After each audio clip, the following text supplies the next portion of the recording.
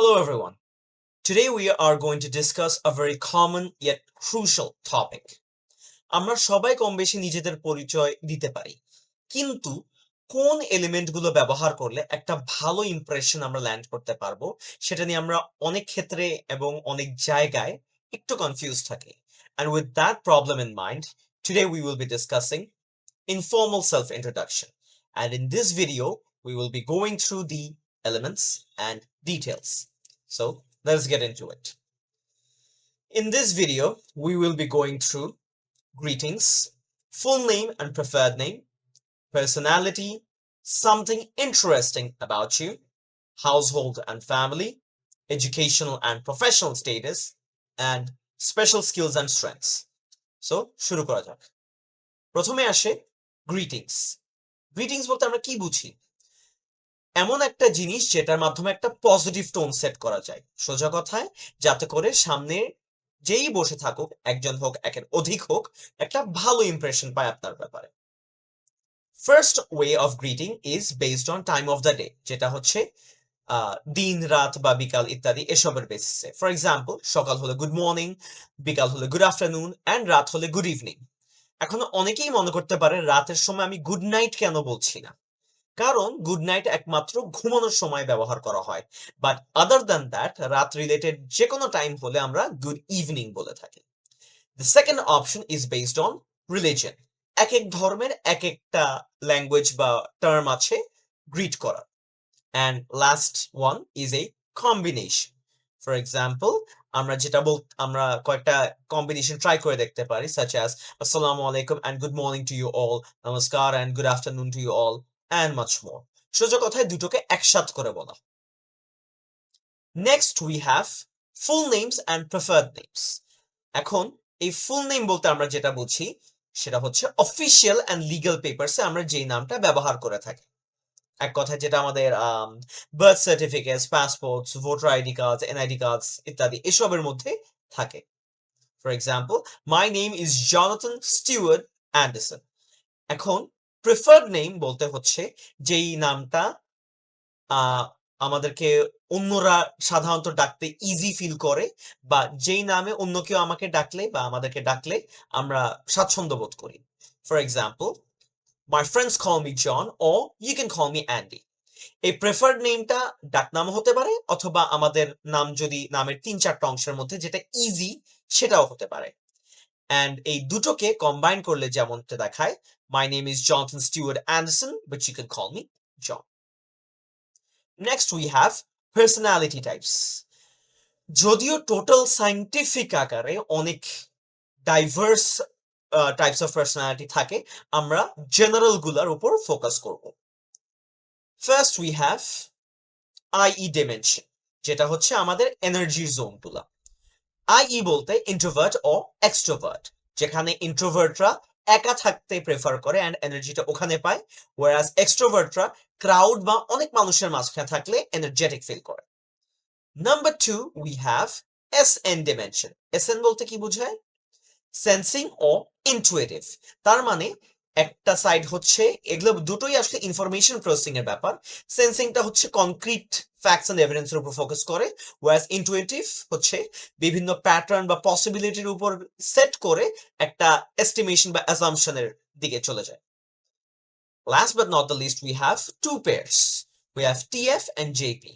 এদের ফুল ফর্মটা কি? টিএফ হচ্ছে থিঙ্কিং এন্ড ফিলিং, যেটা হচ্ছে ডিসিশন স্টাইল। টিএফ এর মধ্যে থিঙ্কিংটা হচ্ছে লজিকের উপর ভিত্তি করে, মানে সোজা কথা কনক্রিট ইনফরমেশনের উপর বেস করে, যেটা রুলস রেগুলেশনস এর আন্ডারে পড়ে। ওয়ারাস ফিলিংটা হচ্ছে নৈতিকতা বোধ, ফর এক্সাম্পল ধর্মীয় কোনো কিছু হতে পারে, এখানে কালচারাল ব্যাপার হতে পারে, বা সোজা কথায় মোরালিটি বেসড হতে পারে। দি জেপি রেফার্স টু জাজিং অর পারসিভিং, তার মানে preference for structure or flexibility, যেখানে জাজিংটা স্ট্রাকচারের সাথে যায়, পারসিভিংটা ফ্লেক্সিবিলিটির সাথে যায়। এখন একটু এদের ব্যাপারে একটু ডিটেলস জানা যাক। Firstly we have introvert or extrovert. So আগে আমরা ইন্ট্রোভার্ট দিয়ে স্টার্ট করি। ইন্ট্রোভার্ট বলতে আমরা যেটা বুঝি এমন টাইপের মানুষ যারা একা থাকতে বেশি এনার্জেটিক ফিল করে অ্যান্ড তারা ইন্টারনাল রিফ্লেকশন মানে নিজের সাথে নিজের কথাবার্তা গভীর চিন্তা ভাবনায় নিমজ্জিত থাকা এই জাতীয় একটা person. They obviously do not avoid conversations but তারা ওয়ান অন ওয়ান কনভারসেশন যেগুলো খুব ডিপ লেভেলের হয়ে থাকে সেগুলোর উপর খুব বেশি ফোকাস করে অ্যান্ড সেগুলো আরো বেশি পছন্দ করে compare to large crowds and gatherings and such sort. And অবশ্যই তারা কথা বলার আগে খুব চিন্তা ভাবনা করে কথা বলে অ্যান্ড যখন তারা ক্রাউডের মাঝখানে থাকে তারা খুব মানে ড্রেইনড আউট ফিল করে। So as a result let's say তারা একটা পার্টি অ্যাটেন্ড করলো, খুব ভালো মতোই তারা অ্যাটেন্ড করবে বাট এরপর তাদের খুব লম্বা একটা অ্যালোন টাইম বা মি টাইম যেটাকে আমরা বলে থাকি দরকার হয়ে থাকে just to feel a bit reenergized. If we take a look at this example, I'm an introvert who prefers deep one-on-one conversations over huge crowds, and I take a bit of time before responding. চাইলে আপনারা অন্যভাবেও example বা ডেসক্রিপশনটাকে সাজাতে পারেন, but this is just a sample. Up next we have extrovert. Now obviously we all more or less understand what an extrovert is and what type of person an extrovert is, but প্রথম কথা তারা মানুষের আশেপাশে থেকে energetic feel করে external activity পছন্দ করে, does not mean they are highly talkative. তারা এক্সপ্রেস করতে পছন্দ করে, that is true, they feel energetic when they are with other people, when they're among other people, but doesn't mean যে তারা unnecessarily talkative, ওটা ওই টাইপের পিপল আলাদা। তারা সোশ্যাল সেটিংসে খুব মানে বেশি ভালোভাবে ইন্টারঅ্যাক্ট করতে পারে অ্যান্ড যেটা লেখা আছে এখানে থিংস আউট লাউড, অর্থাৎ তারা নিজেদের চিন্তা ভাবনাকে প্রপারলি প্রকাশ করতে পারে অ্যান্ড অ্যাজ আ রেজাল্ট মানুষ তাদেরকে খুব ইজিলি বুঝতে পারে। বাট বেশিক্ষণ যদি তারা একা থাকে তারা খুব মানে লোনলি, ড্রাউজি, খুব বেশি ডিমোটিভেটেড ফিল করে। And as I said just right now, they feel energized by interaction. এক্সাম্পলে যদি দেখি, I am an extrovert and I have a huge friend group. I always express myself to the fullest and hate the idea of being stuck alone. যেগুলো আমরা এতক্ষণ ক্যারেক্টারগুলোতে দেখলাম, চাইলে আপনারা different ভাবেও এটাকে সাজাতে পারেন। Next we have sensing or intuitive. First of all we have sensing. So sensing বলতে কারা, যারা খুব কনক্রিট ফ্যাক্টর উপর ফোকাস করে অ্যান্ড পসিবিলিটি, প্রবাবিলিটি, হতে পারে হতে পারে না এই জাতীয় জিনিসের উপর ফোকাস করে না। সোজা কথায় যেটা দেখা যায়, কনক্রিট প্রুফ, যেটার ব্যাপারে কেউ হাইপোথেটিক্যাল কোনো কথাবার্তা বলে না, সেই জিনিসগুলোর উপরই তারা ভরসা করে থাকে। অ্যান্ড অফকোর্স তাদের অ্যাপ্রোচ খুব প্র্যাকটিক্যাল, ইম্যাজিনেটিভ না, অ্যাবস্ট্রাক্টও না। Example, I always focus on facts and reality instead of hypothetical scenarios. অর্থাৎ এমন কিছুর উপর সে ফোকাস করে যেটা হতে পারতো কিন্তু হয় নাই। Next we have intuitive. Kind of the opposite of sensing, but there's a bit more detail to it. First of all, they focus on patterns, possibilities and bigger picture. সোজা কথায় তারা হতে পারে, সম্ভাবনা বা লং টার্ম প্রসেসে কি হতে পারে সেগুলোর উপর ফোকাস করে। They look beyond facts to meaning and future potential. সোজা কথায় লেটস সে একটা বিজনেস, অনেকেই অনেক বিজনেসের মধ্যে ইনভেস্ট করে না, বাট যারা লং টার্ম প্রসপেক্টগুলো দেখে যে বিজনেসটা সাকসেসফুল হবে বা হবে না এই জাতীয় জিনিসের ক্ষেত্রে অনেকেই দেখা যায় ওই প্রসপেক্টগুলো হিসাব করে ইনভেস্ট করে। সো ওই ক্ষেত্রে they can be referred to as intuitive. Imaginative and abstract in thinking. সোজা কথায় তারা অনলি কনক্রিট ফ্যাক্টস অ্যান্ড এভিডেন্সের উপর ফোকাস করে না, কি হতে পারতো, হতে পারে না, imagination, hypothetical staff, theoretical staff, এগুলোর উপরও বেশ ভালো অ্যামাউন্টের ফোকাস রাখে। Example, I always keep my eyes on the bigger picture and aim for the long-term prospects. তার মানে বড় আকারে কি হতে পারে অ্যান্ড ভবিষ্যতে আরো দূরের ভবিষ্যতে কি কি হতে পারে সেগুলোর উপর ফোকাস করে থাকে। Okay, so now we have thinking or feeling, যেখানে প্রথমে আসে থিঙ্কিং। থিঙ্কিং এর মধ্যে আমরা যেটা দেখি, লজিক, অবজেক্টিভিটি অ্যান্ড অ্যানালিসিসের উপর ফোকাস করা হয়। লজিক তো আমরা জানি যুক্তিসম্পন্ন সবকিছু, অ্যানালিসিস গভীর আকারে পর্যালোচনা বা পর্যবেক্ষণ, what ever it is. Objectivity সোজা কথায় এটাই বুঝায় নিজেকে ইনভলভ না করে চিন্তা ভাবনা বা বিচার করা, সোজা কথায় as a third party, not as a first person or someone who is involved in the matter. For example, অনেক ক্ষেত্রে দেখা যায় স্পেশালি লিগাল কেসে কোনো লয়ার রিলেটিভ যদি থাকে, সে ডিরেক্টলি অনেক ক্ষেত্রে পার্টিসিপেট করে না, as there is a conflict of interest. এই ক্ষেত্রে থার্ড পার্সন যে আনরিলেটেড আনে, যাতে করে কি থার্ড পার্সন চিন্তা ভাবনা করা যায়। Values fairness and truth over emotions. Emotionally কিন্তু মানুষ অনেকভাবেই অনেক কিছু ছাড় দিয়ে থাকে, অনেক দোষ ত্রুটির মধ্যেই। বাট এই টাইপের মানুষরা একদম স্ট্রিক্ট রুলস রেগুলেশনস মেনটেন করার চেষ্টা করে অ্যান্ড করে থাকে 99% of the time. Can come across as direct or detached. অনেকেই এদেরকে ইমোশনলেস, হার্টলেস মনে করে, বাট রিয়ালিটি হচ্ছে তারা রুলস রেগুলেশনস অ্যাবাইড করে, and that is actually a positive human virtue, যে সে খুব ভালোভাবে সব নিয়ম কানুন মেনটেন করছে, কিন্তু অনেকেই খুব স্বাভাবিকভাবে এটাকে হার্টলেস মনে করতে পারে, or stone hearted. Example, no matter how emotional the situation or matter is, I always opt for what is fair and true, regardless of how heavy the impacts are. সোজা কথায়, যতই ইমোশনাল অবস্থা হোক না কেন, যতই হেভি বা dangerous লেভেলের প্রভাব পড়ুক না কেন, আমাকে রুলস রেগুলেশনস মানতেই হবে, অ্যান্ড আমি সেটা মানবো। এই টাইপের মানুষ এভাবেই চিন্তা করে। নেক্সট উই হ্যাভ ফিলিং, যেটা দেখে আমরা কিছুটা বুঝতে পারছি এখানে ভ্যালুস, এমপ্যাথি, সোজা কথায় ইমোশনাল এরিয়াগুলোর উপর ফোকাসটা বেশি আসে এখানে। Prioritise harmony and personal consideration. সোজা কথায় এই টাইপের মানুষরা শান্তিপূর্ণ সিচুয়েশন পছন্দ করে অ্যান্ড শান্তি বজায় রাখার চেষ্টা করে, অ্যান্ড যতটুকু পসিবল ছাড় দেওয়ার ট্রাই করে। স্পেশালি আমরা দেখি যে ছোট বাচ্চা কেউ দোষ করলে আমরা ছাড় দিয়ে দিই। সো এটা এই টাইপের মানুষরা খালি ছোটদের ক্ষেত্রে না, সবার ক্ষেত্রেই চেষ্টা করে যতটা পসিবল ছাড় দেওয়ার। Naturally compassionate and people oriented. সোজা কথায় তারা একটু দয়ালু, একটু মার্সিফুল, তারা একটু ইমোশনাল, অ্যান্ড তারা মানুষের সাথে রিলেট করতে পারে, মানুষকে বুঝে। এক্সাম্পল, বিং এন এমপ্যাথ, সোজা কথায় যে ইমোশনালি কানেক্ট করতে পারে। I focus on how people will be affected by my words, actions and decisions. I always try to maintain peace and tranquility. সোজা কথায় সে এমন একটা মানুষ, সে চিন্তা করে যে তার কাজকর্ম, কথাবার্তা ইত্যাদি কিভাবে অন্যদের উপর প্রভাব ফেলবে, এবং সে অলওয়েজ চেষ্টা করে যাতে করে শান্তি বজায় রাখা যায়। নেক্সট উই হ্যাভ জাজিং অর পারসিভিং। সো প্রথমে আসে জাজিং, যেটা কাইন্ড অফ থিঙ্কিং এর মতো কিছুটা, কারণ এরা খুব গোছানো সব কিছু পছন্দ করে অ্যান্ড খুব স্ট্রেট ফরওয়ার্ড জিনিসপত্র, যেটা আমরা এখানে দেখছি।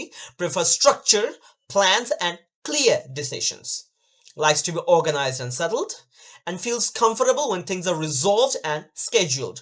সোজা কথায় time table, plan, organised, straight forward কথাবার্তা, এইসব এরা খুব ভালো মতোই পছন্দ করে। Example, I despise unplanned actions and disorganized setups. I always prefer clear goals and detailed structures. অর্থাৎ এই টাইপের মানুষজন অগোছানো জিনিসপত্র, হুটহাট কাজকর্ম এগুলো পছন্দ করে না। এই টাইপের মানুষ খুব গোছানো লেআউট এবং স্ট্রেট ফরওয়ার্ড কথাবার্তা বেশি প্রেফার করে। Next we have পারসিভিং।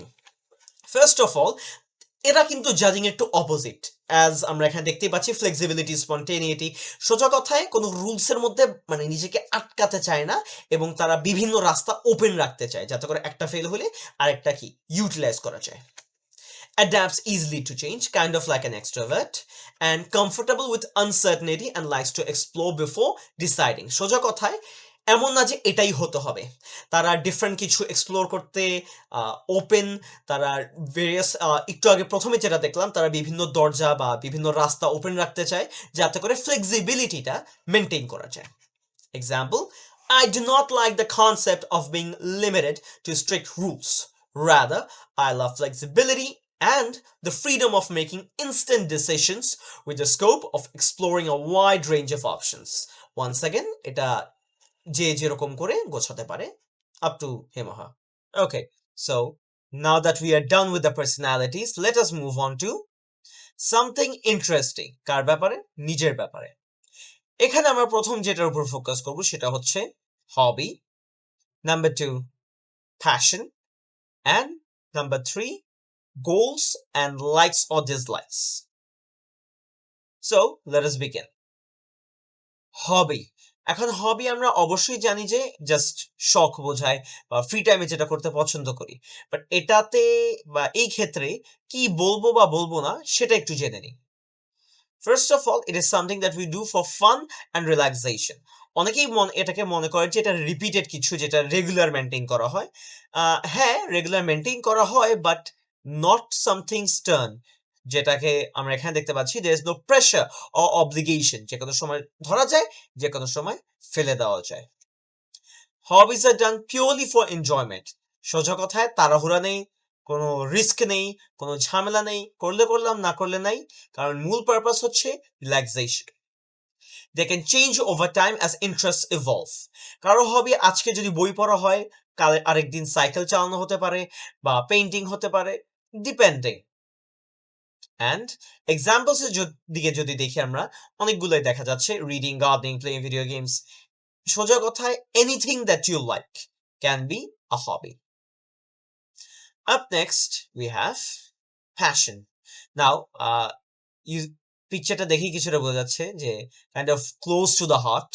অ্যান্ড কেন প্যাশনটা হবির পর বলা হচ্ছে, কারণ হচ্ছে প্যাশনটা আরো বেশি serious. It is something you feel deeply driven and excited about. Driven বলতে এটা করতে খুব বেশি ইচ্ছা হয়, অ্যান্ড এটা মেনটেন করারও একটা ড্রাইভ থাকে, একটা গোল থাকে ইন দ্য সেন্স। আনলাইক আ হবি, এখানে ইমোশন অনেক বেশি, ইচ্ছা অনেক বেশি, আহ কোনো কিছু প্রমাণ করা, কোনো কিছু অ্যাচিভ করা। সোজা কথায় এটা ইজিলি ছাড়া যায় না। এখানে অনেক টাইম, এফর্ট, কষ্ট, অনেক কিছুই স্যাক্রিফাইস করে তারপর এটা মেনটেন করা হয়। ফর এক্সাম্পল, একজন যদি ফিটনেসের প্রতি প্যাশনেট থাকে, দেখা যায় সে অনেক ধরনের জাঙ্ক ফুড ছেড়ে দেয়, সে টাইমলি ঘুমাচ্ছে, উল্টাপাল্টা কোনো দিকে যাচ্ছে না, বা স্মোকিং এ ইনভলভ না, এই জাতীয় স্যাক্রিফাইসেস এটা যে কোনো ক্ষেত্রে হতে পারে। অ্যান্ড এক্সাম্পলস যদি আমরা দেখি এখানে, music, social justice, writing, helping others, এমন জিনিস যেটার প্রতি একটা মানুষ খুব বেশি ডেডিকেটেড। সোজা কথায় এই প্যাশন এমন একটা জিনিস যেটা কেউ সহজে ছাড়তে পারে না, এবং যেভাবেই হোক, যতই স্যাক্রিফাইস হোক না কেন, সেটা মেনটেন করার চেষ্টা করে যায়, আনলেস খুব ড্রাস্টিক কিছু যদি না হয়ে থাকে। So at this point, let us move on to goal or goals. এখন মাথায় রাখতে হবে, aim in life and goals কিন্তু সেম জিনিস না। আমরা হবি এন্ড প্যাশন তো দেখলাম, বাট গোলের ডিমেনশনটা একটু ডিফারেন্ট। Let us start. গোল একটা স্পেসিফিক জিনিস, যেটা আমরা একটা স্পেসিফিক টাইমের মধ্যে অ্যাকমপ্লিশ বা পেতে চাই, অ্যান্ড আউটকামটাও একদম স্পেসিফিক করা। প্যাশন অ্যান্ড হবিতে কিন্তু সবসময় এই জিনিসগুলো ডিরেক্টলি ডিটারমাইন করা থাকে না, কারণ এগুলো ফ্লাকচুয়েট করতে পারে in terms of intensity or level whatsoever. But goals are absolute, and obviously they are future based, defined and measurable, যেটা আমি একটু আগেই বললাম, and of course time bound. এখন short term and long term কেন বলা?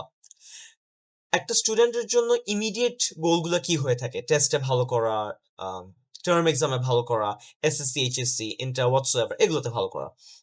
বাট কেউ যদি একদম মানে আরো বড় আকারের একটা গোল ধরে, let's say winning awards, record high results, বা নিজের বিল্ডিং বানানো, নিজের গাড়ি কিনা ইত্যাদি, এগুলোকে আবার লং টার্মও বলা যায়।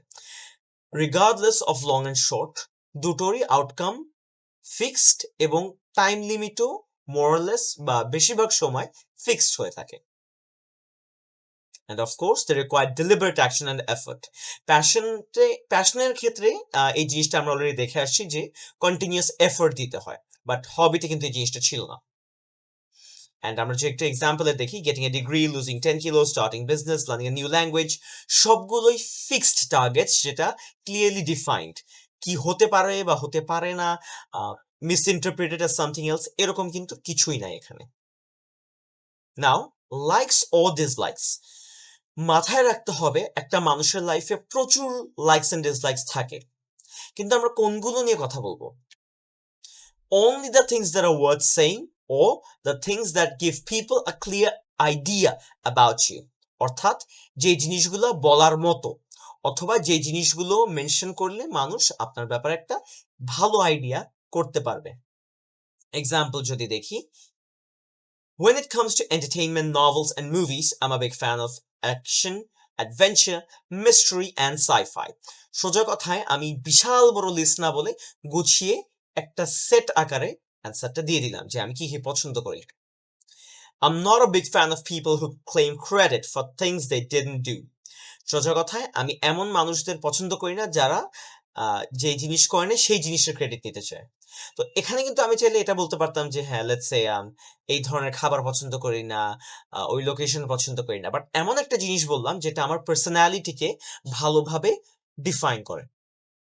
ওকে, so let us move on to family. এখন ফ্যামিলি অ্যান্ড হাউসহোল্ডের মধ্যে কিন্তু একটা ভালো আকারের ডিফারেন্স আছে, যেটা আমি আগেই বলেছিলাম।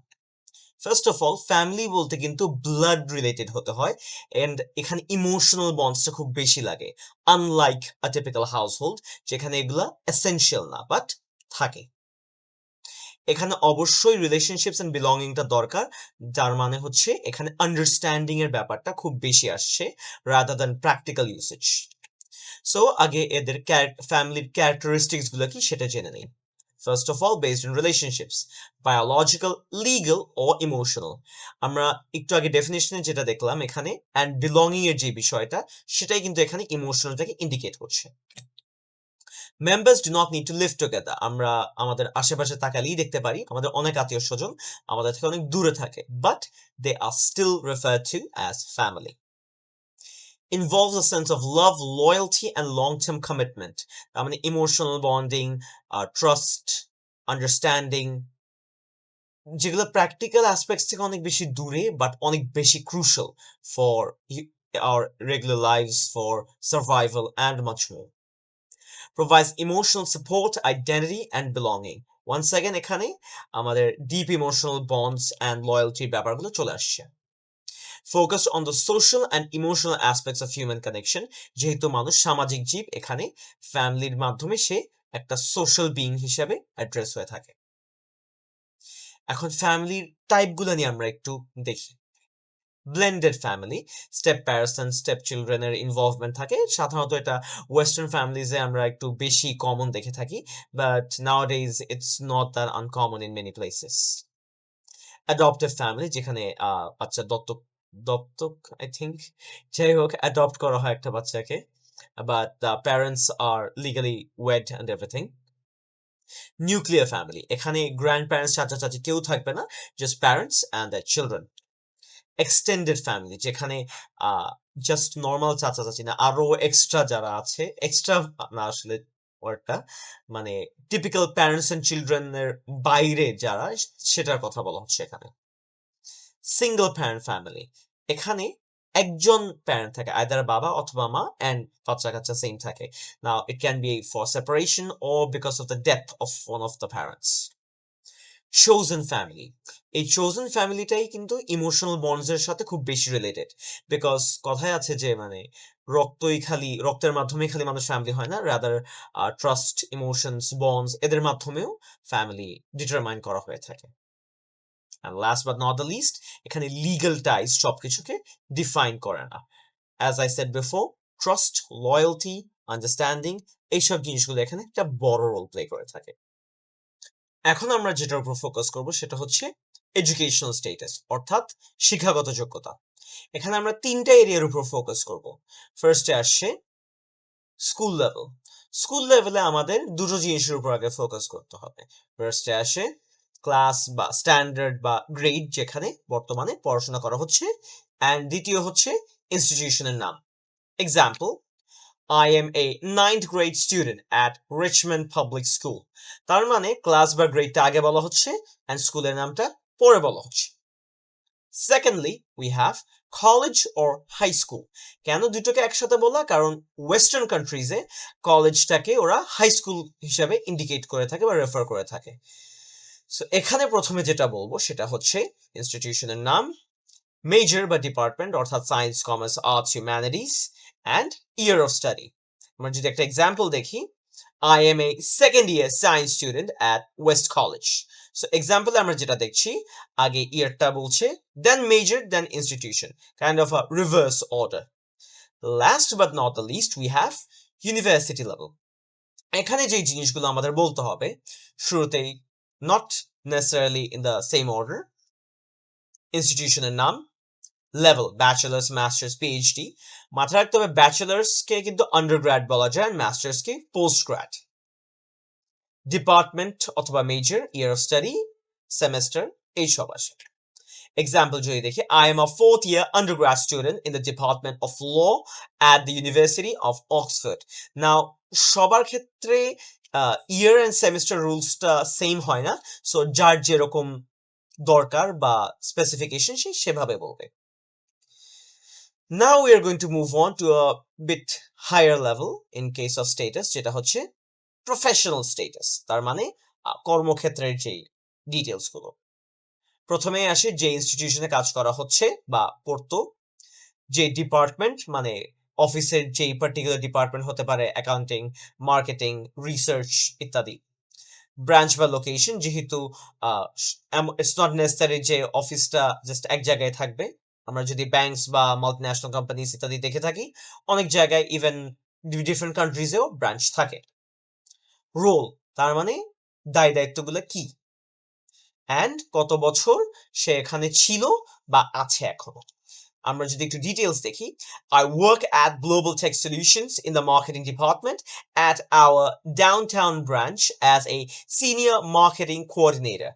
I have been with the company for 3 years. তার মানে এই এক্সাম্পলে বোঝা যাচ্ছে যে ব্যক্তির এক্সাম্পলটা দেওয়া হচ্ছে সে এখনো ওখানে কাজ করছে। Now we will be addressing special skills. Now, special skills and strengths aren't exactly the same. তাদের দুইটার স্পেশাল স্কিল এন্ড স্ট্রেংথ শুনতে অনেকেই বা কনফিউজ করে ফেলে, সেম মনে করে। It's actually not that. এখানে কিছু খুব ক্লিয়ার ডিফারেন্স আছে, দুটোর ডিটেল ডেফিনিশন এলিমেন্টস গুলো ডিসকাস করলে ক্লিয়ার বোঝা যাবে। সো প্রথমে আমরা আগে জানি স্পেশাল স্কিল বা স্কিলস কাকে বা কাদেরকে বলা হয়। তারা এমন কিছু স্কিল যেগুলো ওভার টাইম ডেভেলপ করতে হয়, বা যেগুলোর ক্ষেত্রে মানে একটা ভালো লেভেলের অ্যাপটিটিউড মানে ইনক্লিনেশন, সোজা কথায় কেউ যদি একটা কোনো স্পেসিফিক এরিয়ার মধ্যে খুব ট্যালেন্টেড হয়ে থাকে সেটা স্পেশাল স্কিল। এটার ক্রাইটেরিয়া গুলো যদি দেখি বা কি ক্যারেক্টারিস্টিক্স গুলো যদি দেখি, এগুলো খুব কনক্রিট বা স্পেসিফিক। তার মানে এমন না যে স্কিলটা ডানে নাকি বামে নাকি মাঝে এরকম কনফিউশন থাকবে না। সেকেন্ডলি, এটা আস্তে ধীরে শিখতে হয়, কেউ এটা মানে জন্মগতভাবে এই ট্যালেন্ট নিয়ে জন্মায় না। থার্ডলি, এটা অন্যদেরকে শেখানো যায় বা পাস অন করা যায়। নাম্বার 4, often task related হয়ে থাকে। For example, let's say high speed typing, problem solving, analysis ইত্যাদি সব। Last but not the least, hard skill and soft skill দুটোই কিন্তু স্পেশাল স্কিলের আন্ডারে পড়ে। হার্ড স্কিল বলতে এনিথিং টেকনিক্যাল, সেটা যাই হোক না কেন, অ্যান্ড সফট স্কিল ইন্টারপার্সোনাল, তার মানে মেন্টাল স্কিলস গুলো বেশি এখানে। সফট স্কিলের যদি কিছু এক্সাম্পলের দিকে আমরা দেখি, public speaking and debate, team collaboration, time management, যেখানে সবকিছুই কম বেশি মেন্টাল স্কিলস এর উপর ডিপেন্ড করে।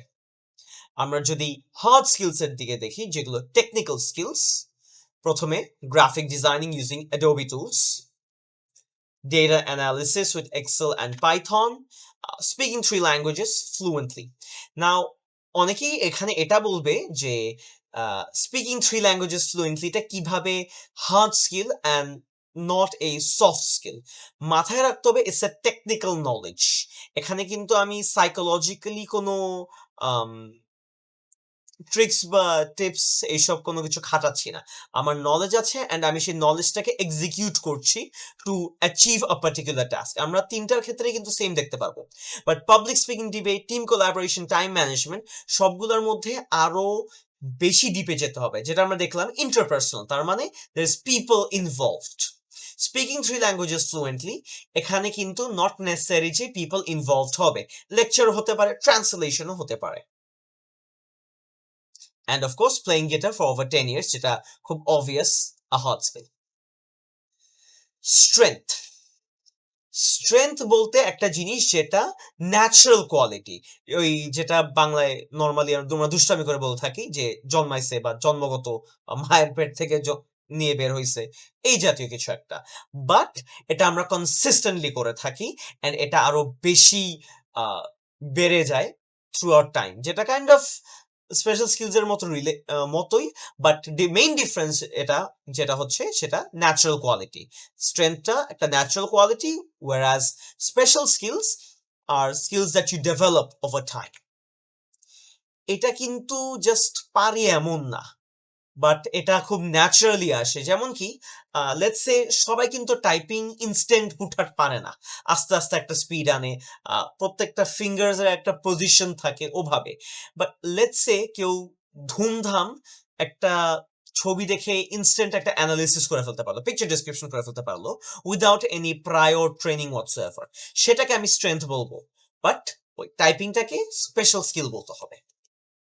আমরা যদি ক্যারেক্টারের দিকে তাকাই, একদম আমার পার্সোনালিটি বা ক্যারেক্টারের সাথে রিলেট থাকবে। For example extrovert, introvert, intuitive, এগুলোর সাথে রিলেটেড থাকবে। ফর এক্সাম্পল যদি আমি যে ইনটুইটিভের যদি এক্সাম্পলটা দিয়ে থাকি, লেটস সে গেস করতে পারে খুব ভালোভাবে, এটা একটা স্ট্রেংথ হতে পারে, মানে প্রিডিক্টিং স্কিলটা খুব বেশি, এখানে কিন্তু এটা স্ট্রেংথ হিসাবে রেফার টু হবে, not special skill. Often comes naturally, খুব একটা কষ্ট লাগে না, বাট ডাজ নট মিন যে এটাকে প্র্যাকটিস করা লাগবে না ইত্যাদি। অনেক ক্ষেত্রে দেখা যায় এগুলোকে আরো বেশি প্র্যাকটিস করতে হয় ফুলি ফ্লারিশ করার জন্য, বাট মোস্টলি খুব একটা প্রয়োজন হয় না। Gives you energy and confidence when used. Special স্কিলটা কাইন্ড অফ কাজ সারার জন্য, বাট স্ট্রেংথ গুলো আমাদের সাইকোলজিক্যালি একটা ইম্প্যাক্ট ফেলে থাকে। হার্ডার টু টিচ কেন? কারণ এটা আমার নিজের পার্সোনালিটির সাথে রিলেটেড, আমার মানে অ্যাজ আ পার্সন, আমার এন্টায়ার বিং এর সাথে রিলেটেড, যেটা আমি কাউকে পাস অন করতে পারছি না। And of course, it reflects your personality, that is, reflects who you are. Examples: leadership. Naturally taking leadership যারা একদম মানে ইনস্ট্যান্ট করে ফেলতে পারে, এটা একটা স্ট্রেংথ। এখন আমরা কিন্তু আগে দেখেছিলাম সফট স্কিলস এর মধ্যে লিডারশিপ বা টাইম ম্যানেজমেন্ট। মাথায় রাখতে হবে আমরা কিছু ক্ষেত্রে দেখি বলে যে বাই বর্ন লিডার, মানে ইনস্ট্যান্ট সে সবকিছু ম্যানেজ করে ফেলতে পারছে, ক্লাসে হইচই চলতেছে বা সবাই আনক্লিয়ার কোন ডিসিশন নিবে, একজন দুটো হুটহাট সবাইকে জড়ো করে গুছিয়ে ফেললো। That is a by born leadership, যেখানে সে তার কোনো প্রায়র ট্রেনিং নাই। অ্যাটেনশন টু ডিটেল, সোজা কথায় সে এখানে ইম্পর্টেন্ট জিনিস কখনো ওভারলুক করবে না, এখানে সে একদম চুলছিরা বিশ্লেষণ করে থাকবে। প্রবলেম সলভিং, যেটা কাইন্ড অফ সফট স্কিলস এর মতো হতে পারে, বাট অ্যানালিটিক্যাল অ্যাবিলিটিটা এখানে খুব বেশি। রেজিলিয়েন্স, রেজিলিয়েন্স বলতে কতটা সে স্ট্রং, মানে ঝামেলার ক্ষেত্রে রেজিস্ট্যান্ট হতে পারে, যেটা আমরা এখানে দেখছি recovering quickly from setbacks and challenges. এই জিনিসগুলো স্ট্রেংথের কিছু common example. Now, with that being said, thank you for watching and being with the entire lecture. And if anyone has any questions, please let me know in the comment section. And also, formal introduction এর যে detailed videoটা very soon আসবে, so keep an eye on the channel, and that's all for now.